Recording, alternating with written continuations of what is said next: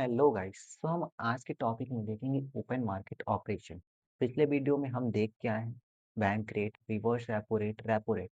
सो आज हम चौथा जो देखने वाले हैं वो है ओपन मार्केट ऑपरेशन। इसका मतलब ये होता है कि जो सेंट्रल बैंक है उसकी एक पॉलिसी है कि वो क्या करता है, गवर्नमेंट सिक्योरिटीज को ओपन मार्केट में खरीदता या बेचता है।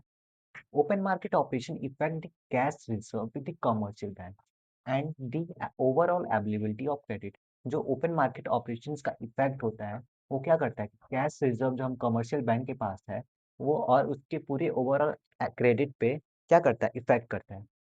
Sale of government securities to commercial bank reduce the cash reserve with the bank resulting in decline of money supply।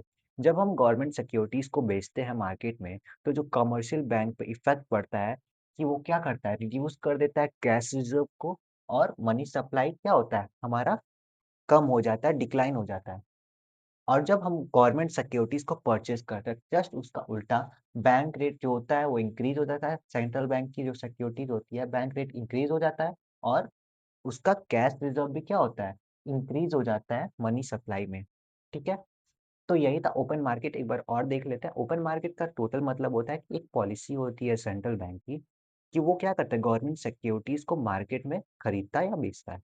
अगर हम कैश जो गवर्नमेंट सिक्योरिटीज है उसको क्या कर रहा है, उसको बेच रहे हैं, तो हमारे जो कैश रिजर्व है वो रिड्यूस होगा और डिक्लाइन हो जाएगा हमारा मनी सप्लाई। लेकिन अगर हम वैसी गवर्नमेंट सिक्योरिटीज को क्या करते हैं, परचेज करते हैं, यानी जो सेंट्रल गवर्नमेंट होती है वो गवर्नमेंट सिक्योरिटीज को परचेज करती है, तो हमारा जो बैंक रेट होता है वो इंक्रीज हो जाता है और जो हमारा मनी सप्लाई है वो भी कमर्शियल बैंक से क्या होता है, इंक्रीज हो जाता है।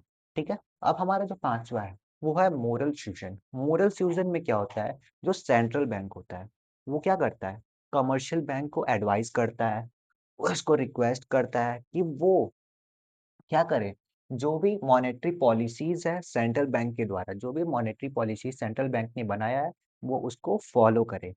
तो मोरल सॉल्यूशन का सिंपल मतलब इतना ही है कि जो सेंट्रल बैंक होता है वो क्या करता है, वो कमर्शियल बैंक से, जितने भी कमर्शियल बैंक्स है उससे क्या करता है, रिक्वेस्ट करता है कि आप हमारे सेंट्रल पॉलिसीज को, जो भी हमारी पॉलिसी है उसको क्या करिए, फॉलो करिए।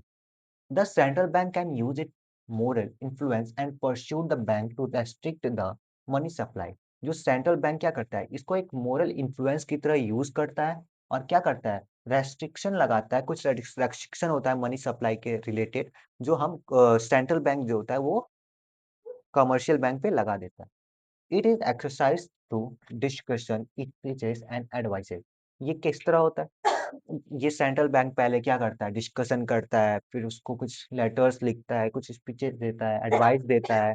उसके बाद अगर वो नहीं मानते हैं, जो कमर्शियल बैंक वाले अगर उस पॉलिसी को फॉलो नहीं करते हैं, तो सेंट्रल बैंक उस पर रेस्ट्रिक्शन लगा देता है। तो ये था हमारा आज का topic, open market operation and moral fusion. Thank you.